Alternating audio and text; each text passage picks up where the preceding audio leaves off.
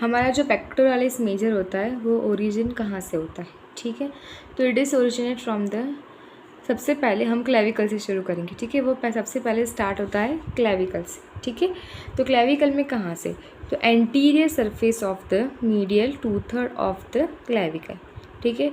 ये हो गया क्लेविकल की बात कि जो एंटीरियर सरफेस होता है उसका मीडियल 2/3 पार्ट होता है, उससे वो ओरिजिन होता है, ठीक है। उसके बाद वो नीचे जाएंगे, हमारा क्या आएगा, क्लेविकल के बाद नीचे हम अगर देखें तो स्टर्नम, राइट। तो स्टर्नम का जो अपर पार्ट होता है उसको बोलते हैं मैन्यूब्रियम, ठीक है।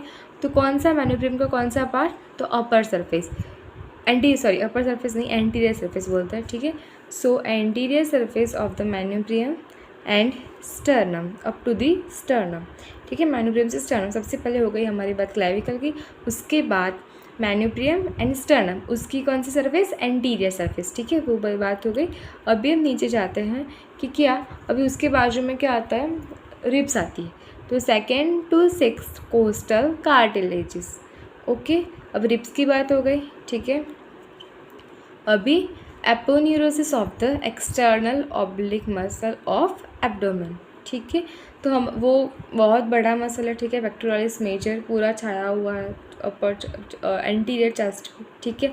तो वो पूरा हो गया कि जैसे कि क्लेविकल पे होता है, स्टर्नम पे होता है, मैन्यूब्रियम पे होता है, रिब्स पे होता है, और ठीक है हमारा जो एक्सटर्नल ऑब्लिक मसल का है वो एपोन्यूरोसिस है, ठीक है। अभी जैसे कि अगर हम उसका अभी इंसर्शन देखें तो lateral lip of the bicipital groove, ठीक है। जो ह्यूमरस में मीडियल लिप होती है, लेटरल लिप होती है, उस पर ये लेटरल लिप पे ये अटैच हो जाता है, ठीक है। और इसकी नर्व सप्लाई होती है medial and lateral pectoral nerve, इसकी फिर हमारा हो गया पेक्टोरालिस माइनर, वो दोनों की सेम नर्व सप्लाई होती है, ठीक है। अगर अगर ये मसल का अगर ऑल ओवर अगर हम उसका एक्शन देखें तो वो क्या होती है, एडक्शन एंड मीडियल रोटेशन, ठीक है। तो ये हमारा ये इधर क्लियर होता है पेक्टोरालिस मेजर, ठीक है। नाउ पेक्टोरालिस माइनर वो छोटू सा मसल है, पेक्टोरालिस मेजर के कंपेयर में माइनर मतलब छोटा है, ठीक है।